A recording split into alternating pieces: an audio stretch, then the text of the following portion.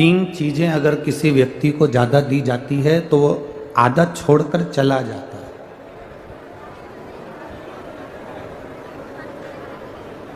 तीन चीजें अगर हम किसी व्यक्ति को ज्यादा दे रहे हैं, तीन चीजें अगर हम किसी व्यक्ति को ज्यादा प्रदान कर रहे हैं तो वो अधूरा छोड़ेगा और चले जाएगा। पहले नंबर पर है भोजन।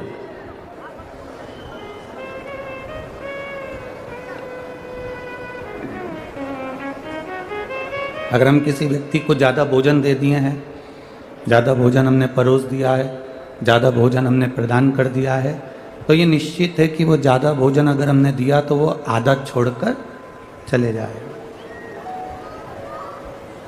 तीन चीज़ें ज़्यादा देने पर, तीन चीज़ें ज़्यादा प्रदान करने पर अधूरी रह जाती है, आधी रह जाती है, आधी छूट जाती है।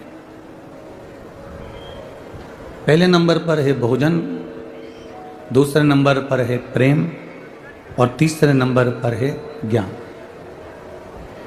हमने अगर किसी को ज़्यादा भोजन दे दिया तो वो अधूरा छूट जाएगा। हमने किसी को ज़्यादा प्रेम दे दिया, ज़्यादा स्नेह दे दिया, ज़्यादा हमने प्रेम प्रदान कर दिया तो प्रेम भी अधूरा रह जाता है। और तीसरे नंबर पर है दिया हुआ ज्ञान। आप किसी को अधिकता में ज्ञान दे रहे हो, बहुत कुछ समझाने का प्रयास कर रहे हो, बहुत कुछ देने का प्रयास कर रहे हो, तो वो अधूरा छोड़ जाता है।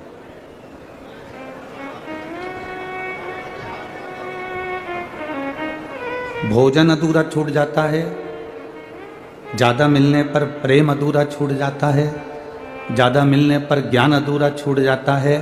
पर शिव महापुराण की कथा कहती है भक्ति और विश्वास जितना ज़्यादा मिलता है उतना बढ़ता चले जाता है, ये छूटता नहीं है। भक्ति और विश्वास जितना जितना बढ़ेगा ना उतना सुख का अनुभव हमारे जीवन में होता चले जाएगा।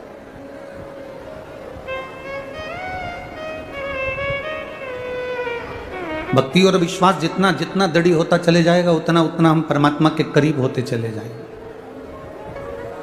आप में से कई माताएं ऐसी होंगी जिन्होंने पशुपति व्रत भी करा होगा, कई माताएं ऐसी होंगी जिन्होंने सोमवार का व्रत भी करा होगा, कई माताएं, कई पुरुष, कई भाई, कई बहन, कई बेटियां, कई बच्चे ऐसे होंगे जिन्होंने पशुपति व्रत करा, सोमवार का व्रत करा, भगवान शंकर के मंदिर भी गए, एक लोटा जल भी रोज चढ़ाया, फिर भी हमारे कष्ट, हमारा दुख, हमारी तकलीफ नहीं कट रही।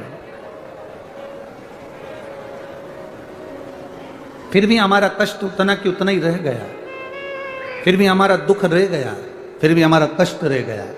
तो आपके मन में संशय आता होगा कि मैंने इतना जल चढ़ाया, मैंने इतनी पूजन करी, मैंने सोमवार का व्रत करा, पशुपति व्रत करा, शिव जी के मंदिर गई, भजन करा, गुणगान करा, कीर्तन करा, उसके बाद भी मेरा भजन अधूरा रह गया,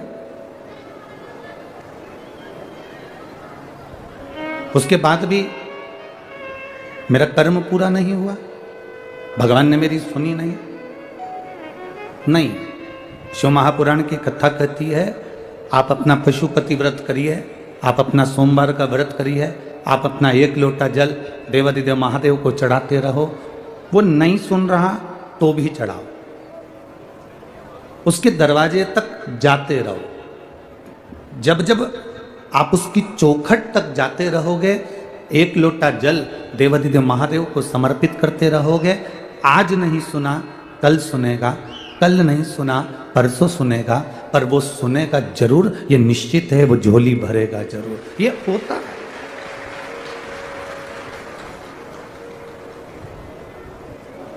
अब इतनी सारी इसमें माताएं बैठी है और कोई जम के चिल्ला के कह दे बिमला बाई, तो ढेर सारी बिमला बाई खड़ी हो जाएगी।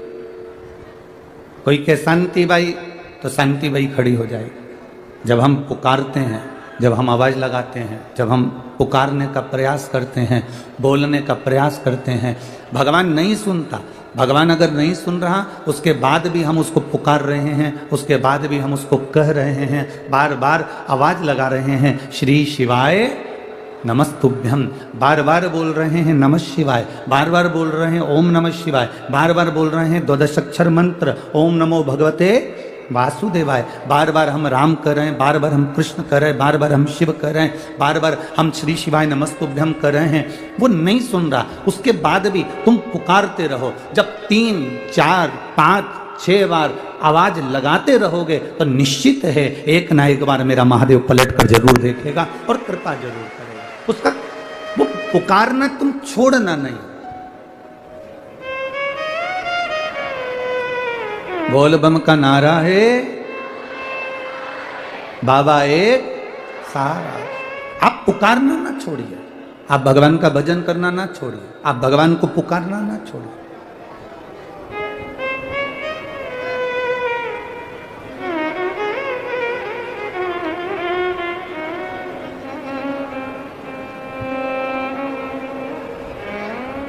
जब हम भगवान को बारंबार पुकारेंगे, जब हम भगवान को बारंबार आमंत्रण देंगे, जब हम भगवान को बारंबार पुकारने का प्रयास करेंगे, वो सुनेगा जो। एक शिव जी का भक्त था, उसका नाम था मदन।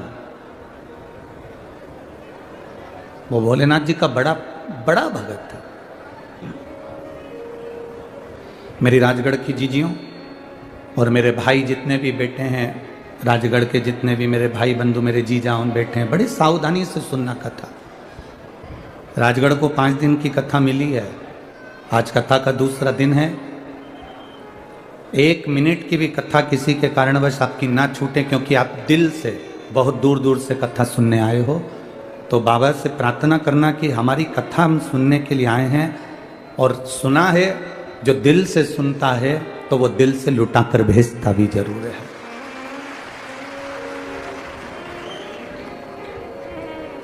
आप दिल से श्रवण करो। एक शिव जी का परम भक्त था मदन, जो भगवान शंकर का परम प्रिय भक्त है।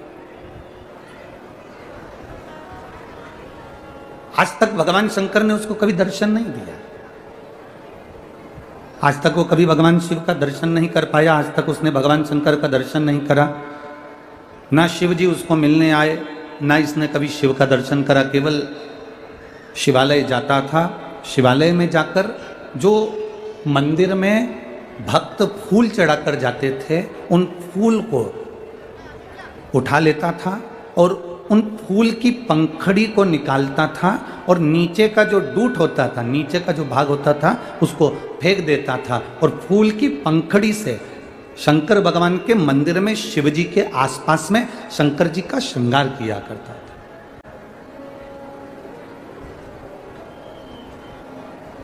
वो केवल शिव जी का श्रृंगार करना जानता था, उसके अलावा उसको कुछ आता नहीं था। बाबा देवादिदेव महादेव का श्रृंगार करना। आप में से कई माताएं होंगी, आप में से कई बेटियां होंगी, कई भाई होंगे, कई बेटे होंगे, जिन्होंने नियम बना कर रखा होगा कि शंकर जी के मंदिर में मैं जाऊंगा तो वहां पर श्रृंगार कर कर आऊंगा। आप में से कई माताएं ऐसी भी हैं कि भगवान को जल चढ़ाने जाती है तो वहां पड़े हुए फूल से शिव जी का श्रृंगार कर कर आ जाती है। आखिर क्यों? ये श्रृंगार की परिधि, ये श्रृंगार करने की एक नियम, ये श्रृंगार करने का एक क्रम, ये श्रृंगार करने का एक नियम हमारे जीवन में किसने दिया? ये श्रृंगार करने का नियम दिया है भगवान नंदी ने, ये श्रृंगार करने का नियम दिया है माता अंजना ने, ये श्रृंगार करने का नियम दिया है माता पार्वती ने, ये श्रृंगार करने का नियम दिया है माता सती ने, श्रृंगार करने का नियम दिया है श्री तुमरुका जी ने। तुमरुका जी भी चंचुला देवी से कहते हैं, चंचुला अगर किसी के पास में जल भी नहीं है, किसी के पास में फल भी नहीं है, किसी के पास में फूल भी नहीं है, किसी के पास में बेलपत्र भी नहीं है, तो सुन चंचुला, अगर मंदिर में पड़े हुए, मंदिर में भगवान के चढ़े हुए फूल उठाकर भी अगर उसकी नीचे की डूंठ को निकालकर उसकी पंखड़ी से भी अगर कोई देवादिदेव महादेव का श्रृंगार कर देता है तो मेरा महादेव उसकी झोलियां खुशियों से भर देता है। अब आप लोग कहेंगे गुरुजी पंखड़ी में और फूल में क्या अंतर है? थोड़ा समझिएगा बहुत सावधानी से।